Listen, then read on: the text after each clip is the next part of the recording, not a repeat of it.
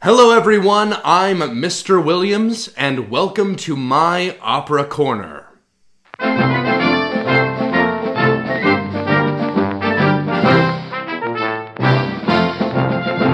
We all know what we're supposed to do when we go out and see a performance. We get to the concert hall, we take a seat, and we listen to the beautiful music until it's over.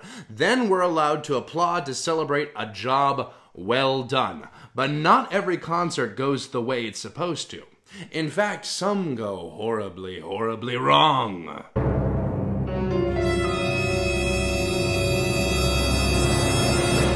And today, we're going to talk about some concerts that went horribly wrong. First, let's define a few vocabulary terms. If you Google the word riot, Google will tell you that it means a violent disturbance of the peace by a crowd. But what does that mean? Let's take a look at some famous classical music riots to find out. The first riot we're going to talk about took place on March 31st in 1913. This happened in Vienna, Austria.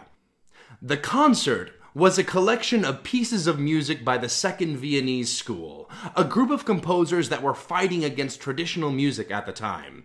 They used advanced musical techniques that a lot of members of the audience just weren't ready to hear. And so, in the middle of a piece by the composer Alban Berg, a measure of what one patron later called a dissonant piling up of sounds drove the audience to riot!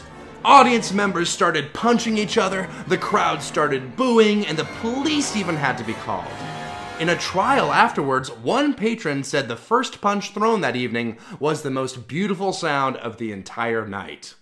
Berg, who composed the piece that sent the audience over the edge, withdrew the music from publication, and it didn't see the light of day again as a full score until 1966. That's over 50 years later. This riot became known as the Skandalkoncert, which means scandal concert. Makes sense. Our next riot took place on August 25th, 1830, in Brussels, Belgium. European countries were in turmoil at the time, as the spirit of the French Revolution swept the continent with cries to abolish the monarchy, that's the rule of kings and queens, and set up democracy instead. So when a performance of the opera La Muette di Portici, composed by Daniel Auber, was put on to celebrate King William I, the audience revolted. The nationalistic and revolutionary themes of the opera caused many opera-goers to start booing and yelling and hissing and even fighting. According to one account, they booed the fifth act in order to stop the performance, and the delirious crowd hurled itself out of the hall into history.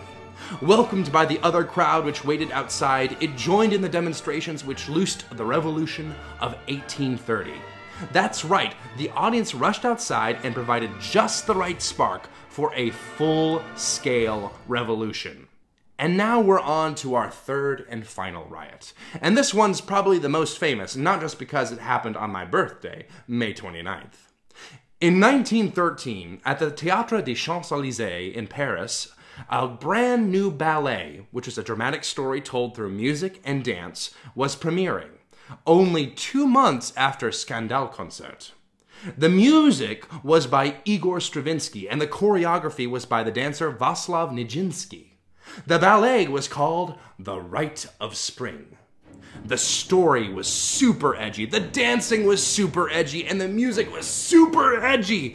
That alone would have been enough for a riot, but Sergei Diaghilev, the leader of the ballet company that was putting it on, took it one step further. Diaghilev had seen the reaction to modern pieces, like in Skandalkoncert, and saw how everyone would talk about a violent reaction to a performance. Newspapers would publish think pieces about it, all the people of high society would gossip about it, and that's all free publicity for your ballet company. So he hatched a plan.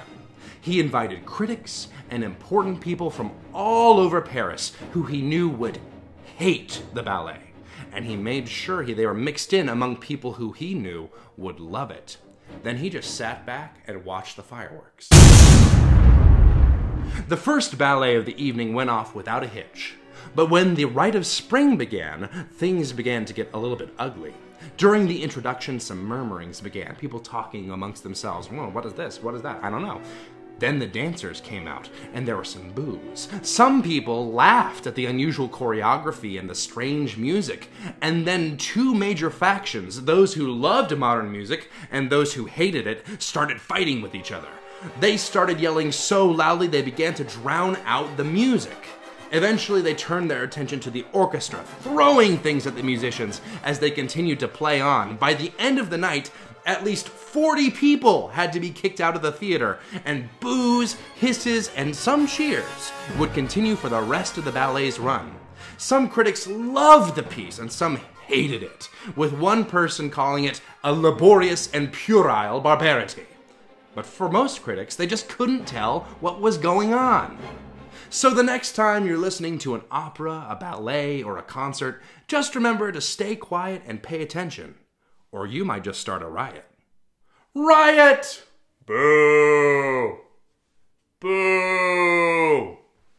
Boo! Woo! Boo! Boo!